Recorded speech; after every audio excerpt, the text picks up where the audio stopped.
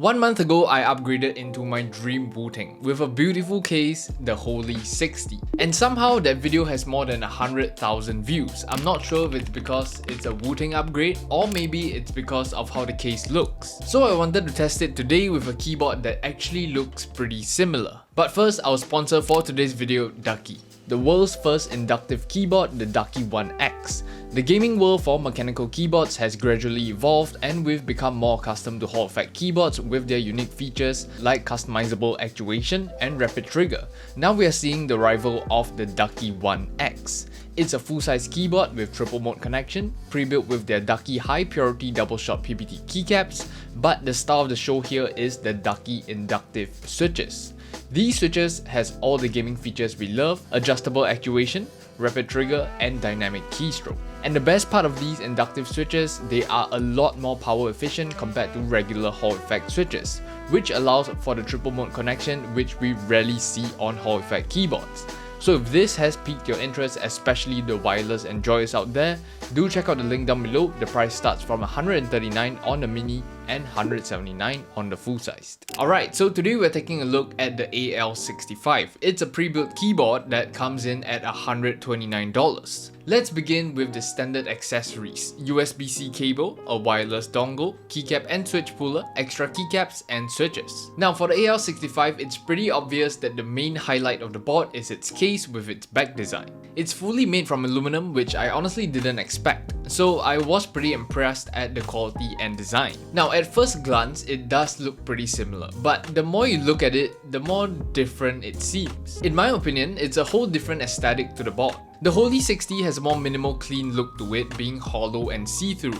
But with this, it's only the back and it incorporates RGB lighting throughout the board. From the sides to the front all the way to the back of the board, it has RGB throughout the whole board. But for now, let's focus on what it has to offer. It has triple mode connection. It comes pre-assembled with mainly simple black opaque keycaps alongside some transparent ones on the side.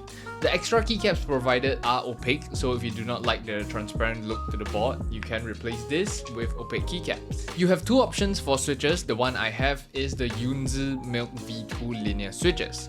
So let's see how this sounds.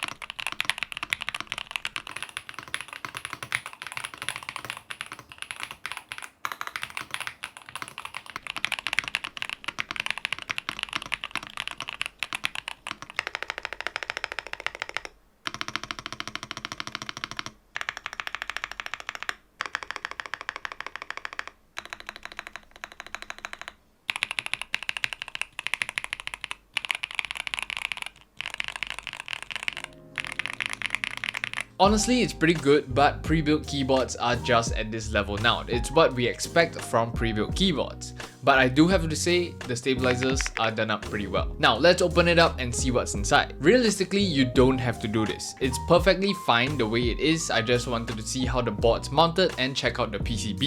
So, our PCB has pretty standard stuff. 5-pin south-facing sockets, perky RGB with hot swap sockets. Surprisingly, it does not have any flex cuts, which I personally do prefer. It's paired with a polycarbonate plate with flex cuts, and of course we have our plate-mounted stabilizers. For our foam, we have PE, plate, and PCB foam. I did think about removing certain pieces of foam, but I believe this is targeted towards the more beginner side of the custom keyboard hobby or community, so I will be leaving everything as it is. It is silicone gasket mounted. It's sandwiched between our RGB diffuser and our top frame. As for our bottom frame, it doesn't have anything unique. It just houses our Bluetooth batteries. So I decided to change out the switches. Since I kept everything as it is, I thought it would be a good demonstration on how simple it is to change how your keyboard sounds simply by swapping out your switches.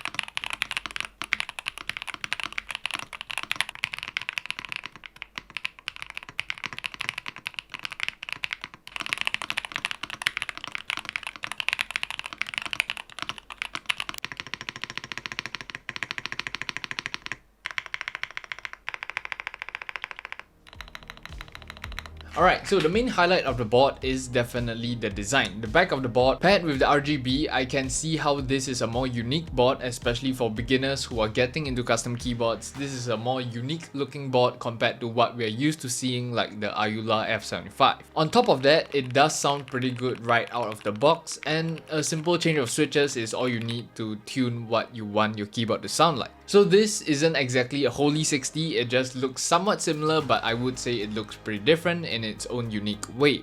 If you're interested, this was the AL65, I'll have it linked down below. Aside from that, we have come to the end of the video. Like this video if you enjoyed this video, comment your thoughts on the AL65 and subscribe if you enjoy my content.